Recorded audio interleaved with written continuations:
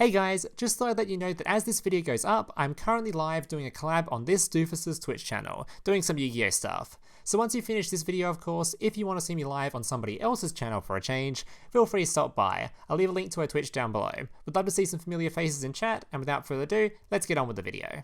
So as you guys are probably all aware, Konami isn't exactly very well known for keeping its secrets. In fact, they're probably about as good at keeping secrets as they are good at releasing fair and balanced archetypes. Yeah, I'm really not looking forward to that one. So chances are, if you're part of the Master Duel community, you've probably seen this leak video. Or this leak video. Or this leak video. Or this leak video. Or there's a lot of leaks, okay? But for the purpose of today's video, we're going to be focusing on these leaks here. Now for you guys that haven't seen that video yet, essentially we're going to be getting a Morphtronic monster, which is one of the worst designed cards I've seen in quite a while. Essentially, this card, when it's on the field, you can activate its effect to roll a 6-sided die. Then resummon a Morphtronic monster from your graveyard with a level equal to or less than the dice roll. Sounds pretty simple, right? Well, the issue is, this card is, well, level 1. So if you roll literally any dice roll, doesn't matter which one you get, you can resummon exactly this card back from your graveyard. And it's not a hard once per turn. You can probably see where I'm going with this. You summon this card, bring back another copy of it from the graveyard, link it off, put it in the graveyard, and then you can just resummon it. Go into a link 2, and then just resummon it. Yeah, you've got yourself an infinite loop. Now the reason I'm making this video is because I want to show off just how disgusting infinite loops can be, as although my boy Decade over here did show off a nice little combo himself, I want to show off something that's definitely a lot more disgusting than that. Now is this combo going to be better than Decade's combo? Probably not, but it is a hell of a lot more toxic. Essentially, I'm going to be showing you a 15 card extra deck FTK, and on top of that, it uses 0 main deck garnets. This means you have so much room in whatever deck list you're making to chuck in whatever you feel like, including a shit ton of anti-hand trap cards. This FTK is extremely consistent. Let me clarify a little bit. This FTK will only need the 2 Morphtronic monsters, one on the field and one in the graveyard. That's it. You don't need any other main deck monsters to achieve this FTK. This means the rest of your deck is put into 2 categories. 1, helping you get this FTK off by trying to get one of these cards on the field and one in the graveyard. And 2, literally anything else you feel like playing. So for example, my deck list when I eventually show it off in a video in the future will contain anywhere between 8 to 9 different anti-hand trap cards, like your call buys, your crossouts, your drag downs, your prohibitions, whatever you feel like. And that's not even including the fact you have 3 Ash Blossom, which means even more counters to things like Max C. And did I mention, this deck has a shit ton of hand traps as well. So although, unlike most FTK decks where you don't have enough room to stick in hand traps, so going second is a nightmare, you'll be able to play things like Triple Max C, Imperm, Nibiru, whatever you kind of feel like in this deck list, so you actually have a chance going second. Sure, it's going to be very, very hard to win going second as you're sort of trying to just deter your opponent from doing anything, but generally, it's going to be a lot easier to go second than a lot of other FTKs, making this deck list pretty damn scary. Now for this video in particular, I won't be showing off any example deck lists, simply because, although I do actually have one in mind, I kind of want to save it for when I actually release my Morphtronic video, so you guys kind of have a reason to watch that one.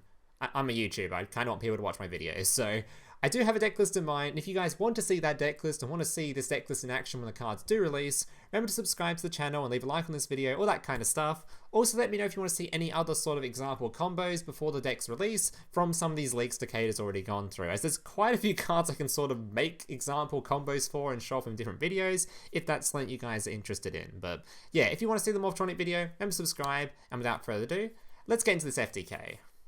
Alright, let's get into this FTK. Now, fair warning, it's a long one, okay? It's going to use all 15 cards in the extra deck, so we're going to be here a little while. Alright, so first thing we do, gonna be summoning out our Morphtronic. Then we have a copy of Dimension Dice. Now, Dimension Dice allows me to tribute this card, put it in the graveyard to summon out another copy of it.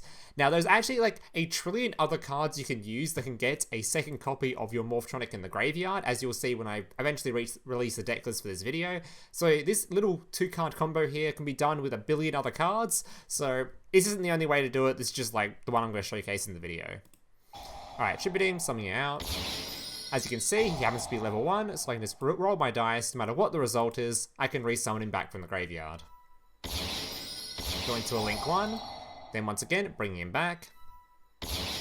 Now keep in mind, these cards, although they are not hard once per turn, they are still once per turn, so when you're going to use their effects, you make sure to alternate them, because obviously you can't use it twice unless you've already put it in the graveyard and brought it back again.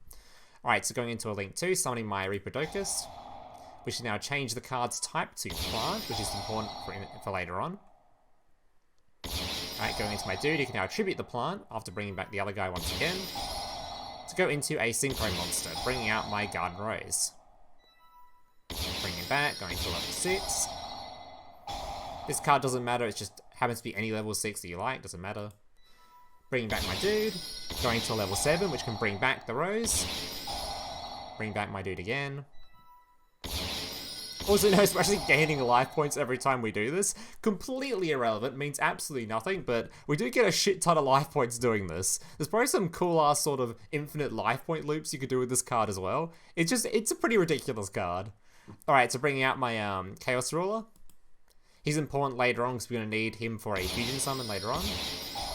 Bringing out my Drop Dude. This is so that I can adjust the level of the card that special summons below him to make him level 8 to then match this guy over here. Alright, summon out my Transverse so I can swap a card from my field to my opponent's field. Making sure not to clog up this zone in particular because you need that to summon out your big Phantasmal Lord Ooga Booga using the 2 level 8s. You've probably already seen similar FTKs to this before simply because this is a pretty common way to FTK. It's just this is the method I chose to sort of get there. Alright. Activating his effect, which summons a bunch of tokens.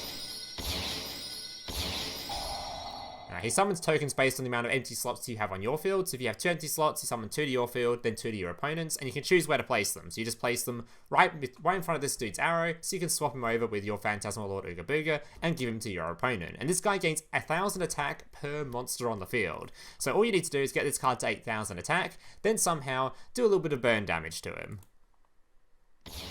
Alright, summoning any level 4, doesn't matter. Summon back my dude. Going to level 5.